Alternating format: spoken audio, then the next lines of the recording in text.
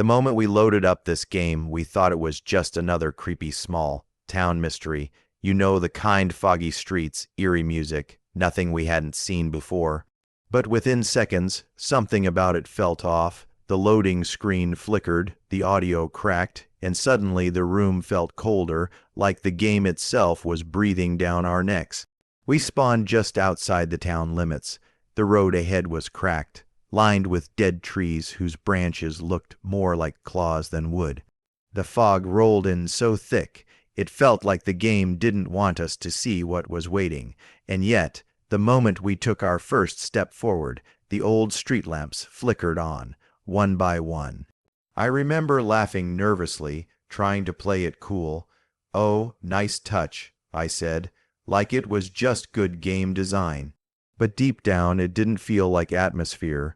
It felt like the game was guiding us somewhere, almost inviting us. The further we walked, the heavier it got. My chest tightened, not because of the game's graphics, but because something about that silence felt alive.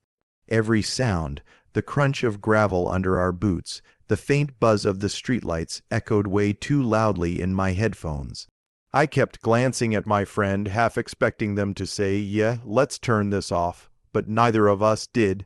And then we heard it. Footsteps, not ours, slow, heavy, measured. At first, we thought maybe it was just background noise, a sound effect meant to spook players. But no, these steps weren't distant. They were close, too close. I stopped moving. My character froze in place. The sound didn't step, step, step. My skin crawled. The hairs on my arms stood straight up. My friend whispered, "Do you hear that?"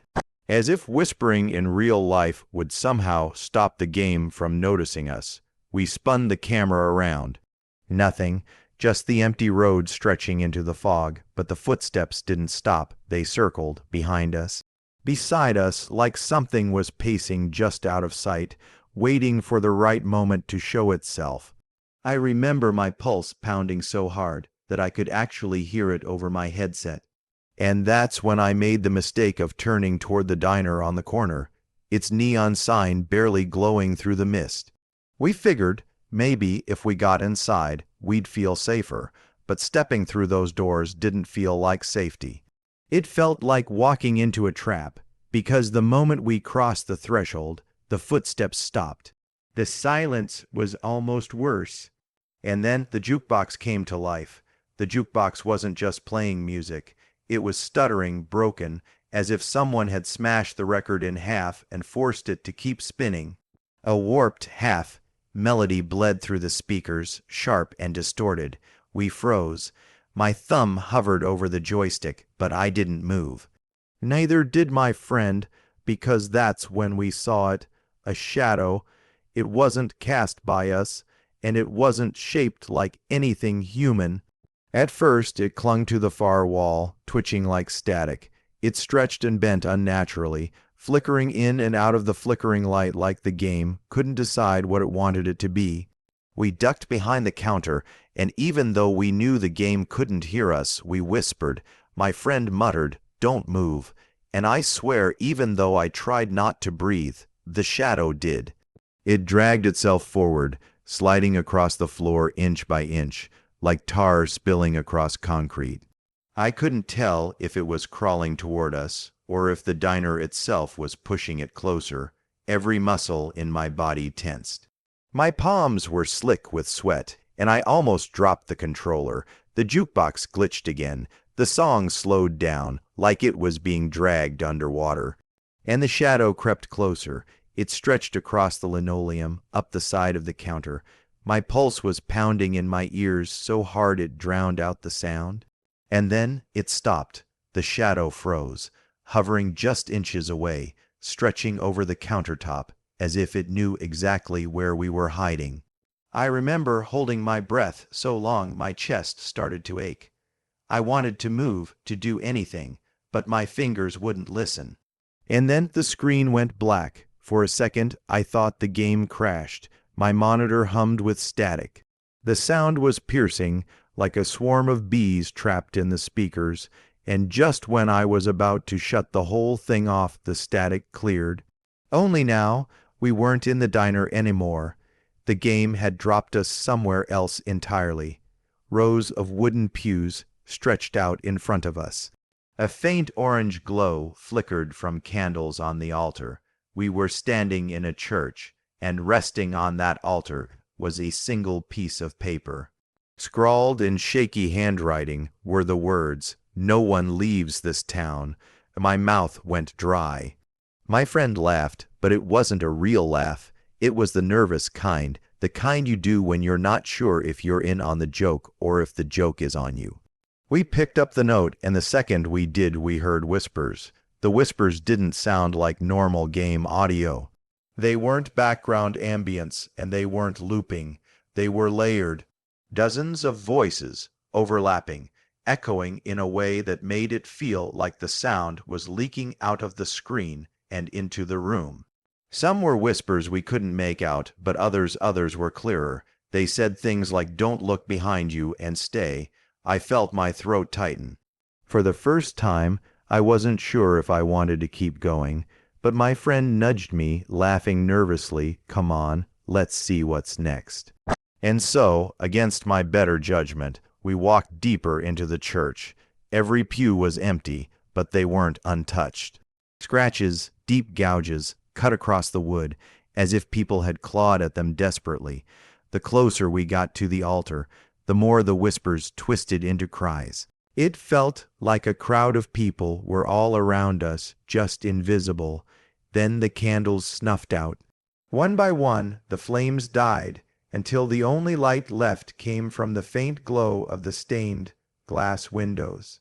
But here's the thing, I swear the glass changed. Where it once showed saints and angels, the images warped. Faces melted, eyes hollowed out, mouths stretched into wide, sick smiles. My stomach sank. This wasn't just a spooky setting anymore. It felt like the game was mocking us. Like the town was reshaping itself just for us.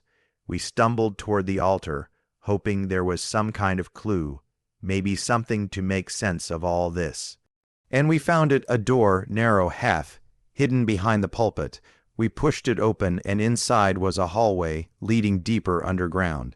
The whispers grew louder, but now they were frantic, desperate, like they were warning us not to continue. And maybe we should have listened, but we didn't, because there was this pull, this awful curiosity that made us want to know what the town was hiding. As we descended the stairs, the atmosphere changed. The ornate church walls gave way to damp stone, dripping with moisture. And at the bottom of the stairs, we found a diary, torn, stained with something I didn't want to think about. It belonged to the town sheriff. His entries started off normal, routine complaints about drunks, about petty theft. But then the tone shifted. He wrote about people disappearing one after another, families gone, children missing. And the last entry was barely legible, but we could make out the words, "They're not human. The town is theirs now." I looked at my friend. Neither of us spoke, because there was one more sentence. It was scribbled over and over, filling the rest of the page. "Do not go into the basement." We stared at the screen. We knew what was coming next, and then, at the end of the hallway, we saw it. A single wooden door. Old, splintered, with heavy iron hinges. The basement, and against every ounce of reason, we opened it. The basement door groaned open like it hadn't been touched in decades. The hinges screamed, the sound cutting through the silence and making me flinch, even though it was just in my headphones. The moment we stepped inside, the air changed. You know that heavy, suffocating feeling when you walk into a room that feels wrong, like the atmosphere itself doesn't want you there. That's exactly what it felt like, and then I noticed something else. The game had gone silent completely. No ambient wind, no footsteps echoing on the stone, no music, just nothing, and that silence was louder than any soundtrack. The walls dripped with condensation, rough stone lined with deep scratches that looked less like wear and more like claw marks. Long, uneven, desperate, chains dangled from hooks in the walls, some broken, some swaying as if something had just let go of them. I tried to laugh it off, Pretty dark stuff for a game, huh? But my voice cracked halfway through, and I knew my friend heard it. Neither of us wanted to admit how unsettled we were. We moved deeper. The flashlight shook slightly, flickering every few seconds. My hands were sweaty on the controller, but the in-game light shaking felt like it was copying me, mirroring my fear. Step after step, the hallway stretched on, impossibly long for the size of the church above. I remember actually asking out loud, "How is this basement even this big?" And then we heard it. Breathing, not ours, slow, guttural, heavy. It came from behind us, filling the space like whoever, or whatever, was in that basement had been waiting for us. We spun the camera around. The corridor was empty. Just stone walls and chains. The breathing stopped. My heart hammered in my chest, and for a second, I thought maybe it was part of the game's sound design. Just a scare to mess with us. But then it came again, louder this time, almost brushing against my ear as if something was right there. I froze. My friend whispered, don't turn around again," but we had no choice. The basement only went deeper. The stairs twisted, tighter and tighter, until finally the flashlight beam caught something at the very end. A figure tall, too tall. Its head scraped the ceiling, its limbs long and unnaturally thin. Hollow eyes glowed faintly, locked straight on us. And then, as if that wasn't enough, it smiled, wide, unbroken. It didn't move, it didn't lunge. It just stood there, smiling, breathing that same heavy breath we'd been hearing all along. I couldn't move my character. My hands hovered, shaking above the controller, but my body refused to press a button. I whispered, "What do we do?" My friend didn't answer. I think they were frozen too, and then, just as the tension hit its peak, the screen broke. Static ripped across the monitor, blinding, the sound shrieking so loud I ripped off my headphones. And when the static cleared, we weren't in the basement anymore. When the static cleared, I expected we'd be back in the church, or maybe even outside in the foggy streets again. But no, the screen showed something worse. We were back at the game's main menu, only it wasn't the same. Where the words "New Game" and "Continue" usually sat, there was only one option now: Continue. I stared at it, my mouth dry. My friend laughed, trying to shake it off. Okay, that's actually a cool mechanic, but there was nothing cool about it. The game had erased the idea of starting over, it remembered. It wanted us to keep going. We hesitated, our hands hovering over the controller, but curiosity got the better of us. We clicked continue, and the game didn't take us back to the church, or the diner, or the streets. It dropped us right back into the basement. Only now, the figure wasn't at the far end of the corridor. It was standing inches away. The screen jolted, the perspective warped, and for a split second it felt like the camera wasn't following our character anymore. It was looking at us. The figure's hollow eyes burned through the monitor. That smile stretched wider, impossible, until it split the edges of its face. Then came the whispers, not like before. These weren't faint, overlapping voices. These were sharp, clear, spoken directly into our ears. "You don't leave." I ripped my headset halfway off, but the voices didn't stop. They were in the speakers now, layered, screaming and whispering all at once. The controller vibrated violently in my hands, and the flashlight in-game swung wildly. The figure reached out, and then black silence. We sat there, stunned, staring at the blank screen. I thought maybe the game had crashed. Maybe it had finally overloaded. But then a single line of text appeared. "You can't leave." I actually felt sick, like my stomach twisted at the sight of those words. My friend leaned back in their chair, shaking their head. Nope, that's enough. We're done. We tried closing the game, clicking exit, Alt F4. Nothing worked. The text just stayed there. "You can't leave," and then the screen flashed again. Our desktop appeared. But something was wrong. The game's icon had changed. Where it used to say the title, It now had a new name. Just one word, trapped. We stared at the desktop in silence. The normal game icon was gone, replaced with a single word, trapped. My friend actually leaned away from the monitor, like the screen itself was dangerous. I wanted to laugh it off, I really did, but there was this pit in my stomach that told me this wasn't just a glitch. It was intentional. For a few seconds, neither of us touched the mouse.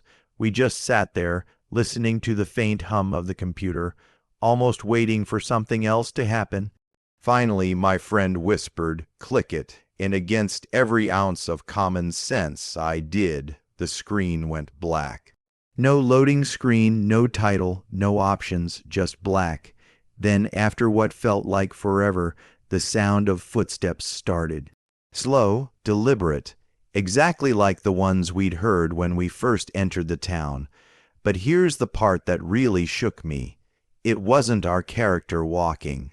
There was no HUD, no inventory, no flashlight, just footsteps, getting louder, closer, and then, out of nowhere, the screen flashed white. When the image returned, it wasn't the town or the basement or the church. It was my room, not perfectly, not like a video feed, but enough, the outline of my desk, my chair, the faint glow of the window I always keep cracked open. It was like the game had replicated it, imperfect, twisted, but recognizable. I ripped my hands off the keyboard. My friends swore under their breath, louder than I'd ever heard. We both sat there, frozen, waiting to see if anything else would happen. And then the screen flickered again, static, loud and violent. When it cleared, the town was back, silent, empty, and then it just closed. No warning, no crash message, just gone, back to the desktop, and the icon vanished like the game had never been installed at all. We didn't speak for a long time after that. When we finally did, it was just nervous laughter, the kind you use to convince yourself it was all just a weird bug, just coding. But deep down, I couldn't shake it. The breathing, the figure's smile, that note in the church saying no one leaves this town. And worst of all, that moment the game showed my room. That night, I swear I couldn't sleep. Every creak in the floorboards, every flicker of light in the hallway, it all felt too close, like the game hadn't really ended. Like the town was still out there, waiting, watching. Safe to say, we're never opening that game at night again. But I'll ask you this, what would you do? Would you keep playing to see how far it goes? Or would you shut it off the second that jukebox started playing? Drop your answer in the comments, and while you're at it, hit that like button and subscribe if you want more terrifying stories like this one. Because trust me, this was just one town, and if there's one thing I've learned, it's that some towns, whether in a game or not, don't ever want you to leave. Until next time, sleep with the lights on.